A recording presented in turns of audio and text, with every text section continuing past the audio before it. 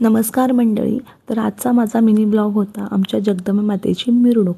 आणि तिची मिरवणूक ही रात्रीचे सोंग संपल्यानंतर पहाटे त्या देवीची मिरवणूक अख्ख्या गावामध्ये निघत असते.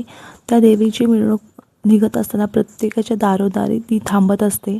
आणि त्यावेळेस जेव्हा ती दारापाशी येते तेव्हा तिची आम्ही खणनारळांनी ओटी भरत असतो. ओटी भरल्यानंतर तिच्यावरती गुलाल वगैरे उधळला जातो आणि आम्ही तिचे दर्शन वगैरे घेऊन ती निघत असते.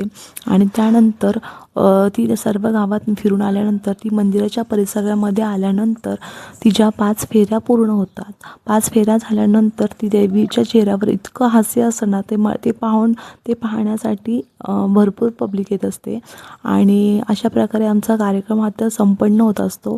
आणि एखाद्या मंगळवारी किंवा शुक्रवारी देवीच्या सवासण्या घालत असतो, म्हणजे गावाला जेवण असतं, महाप्रसादाचा कार्यक्रम असतो, त्यातही आम्ही सहभागात असतो नेहमी. आणि अशा प्रकारे देवी गाभाऱ्यात बसल्यानंतर तिच्या चेहऱ्यावर एक वेगळ्याच प्रकारचं हास्य असतं. आणि तो चेहरा इतका खुलून दिसलेला असतो देवीचा, खूप असा प्रसन्न झालेला असतो. ते पाहण्यासाठी खूप लोक जमा होतात आणि फोटो वगैरे काढत असतात. अशा प्रकारे दरवर्षीप्रमाणे आमच्या गावात ही पद्धत, देवीची मिरवणुकीची पद्धत, देवीचा कार्यक्रम थाटामाटात साजरा केला जातो. तर माझा मिनी ब्लॉग कसा वाटला हे तुम्ही नक्की कमेंट करून सांगा. आणि भेटूया आपण नेक्स्ट व्हिडिओमध्ये. तोपर्यंत बाय बाय. धन्यवाद.